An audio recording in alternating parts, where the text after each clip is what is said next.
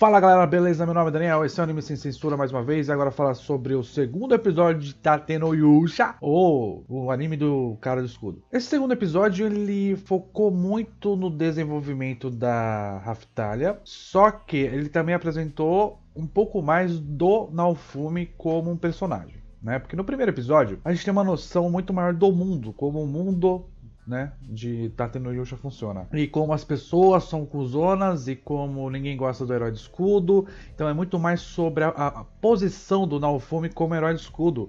E muito menos como o Naofumi é. A gente tem alguns insights de como ele é no primeiro episódio. Porque ele fala, ele pensa e a gente tem acesso a esses pensamentos. Mas é tudo muito superficial, né?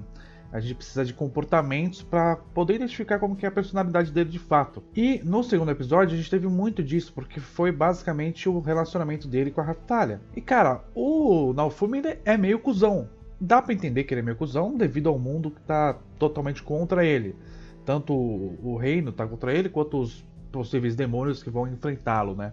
Então tá todo mundo contra ele. Dá pra entender essa cozice. Mas algumas coisas na personalidade dele ficaram um pouco mais claras. E eu acho que não depende tanto dessa questão dele com relação ao mundo. Mas é uma questão mais dele mesmo. Porque o relacionamento dele com a Raftalia não tem esse negócio de ela vai ser cuzona comigo, eu preciso ser cuzona com ela. Então ele tá sendo ele com ela. Dá pra entender assim. Dá pra gente entender que por ela não apresentar nenhuma ameaça, ele tá sendo ele com ela. A gente tem três momentos, durante o episódio, em que a Raftalia se nega a atacar. Que a Raftalia tem um trauma, basicamente. E ele fala que ele vai descartá-la. Duas vezes ele fala que vai descartá-la e uma vez ele fala que pra ela fugir, que ele vai salvar a vida dela. Mas se você parar pra pensar, ele fez isso porque ele foi conhecendo ela durante o episódio e foi entendendo a motivação dela, o que motivaria ela.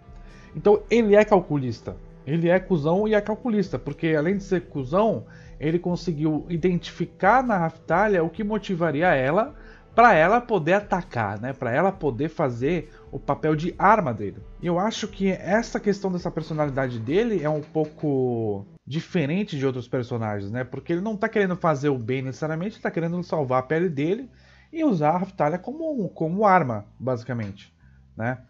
A gente tem momentos de emotividade, de companheirismo entre os dois personagens, muito por parte dela. E alguma coisinha por parte dele, porque naquela situação, mesmo um cuzão faria coisas parecidas, né?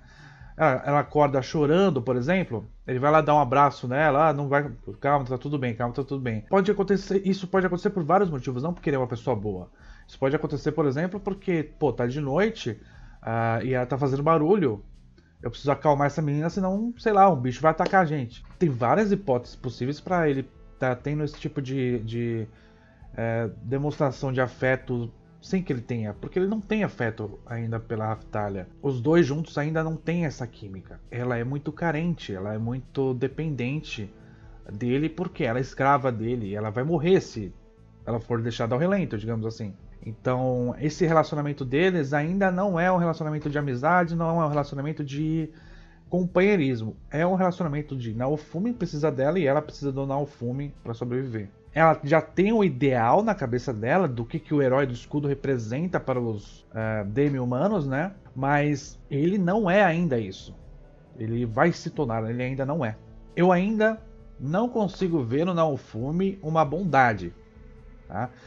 Ele repete algumas vezes nesse episódio que ele precisa sobreviver. Então o foco dele é esse. Ele não quer fazer bem pra ninguém. Ele quer sobreviver. E pra sobreviver ele precisa da Raftalia. Às vezes ele demonstra algum carinho, mas são situações que não daria pra fugir de fazer alguma coisa relativa a isso se ele quisesse ter a confiança dela, entendeu?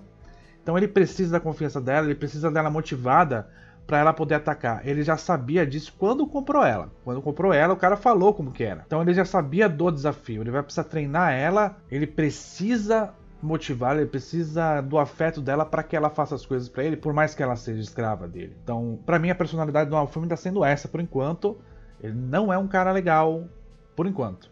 Outra coisa que meio que dá crédito para isso que eu tô falando da personalidade do Naofumi, é quando o ferreiro lá, o chefe, né, fala sobre ele, que não sabe se ele era assim ou se ele foi corrompido pelo mundo.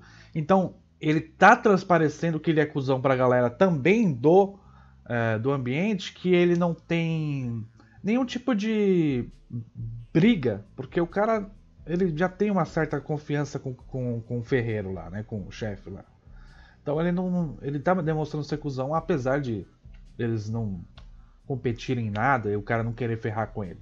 Sobre a Raptalia, bom, a história dela foi contada, a gente sabe um pouquinho mais dela, teve até uma cena relativamente emocionante no momento final do episódio, antes dela começar a batalha, uma evolução assim na trilha sonora, que a trilha sonora saiu de baixa para alta, e deu pra gente se emocionar com a cena. Ou seja, a direção foi bem feita nessa parte.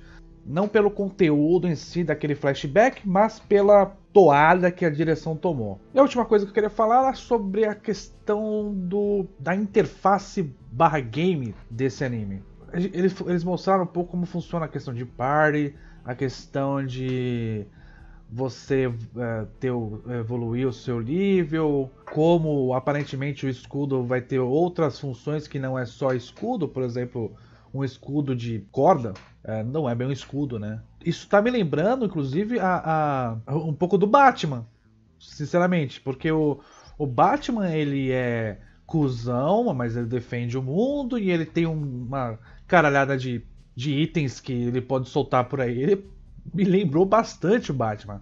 E bom, galera, é isso. Foi isso que eu vi em Tatenoyusha, o anime do Cara do Escudo. Não se esqueça de deixar o like, se inscrever no canal, apertar o sininho, compartilhar no Twitter, no WhatsApp, no seu grupo de otaku favorito. É isso aí, muito obrigado, valeu, falou!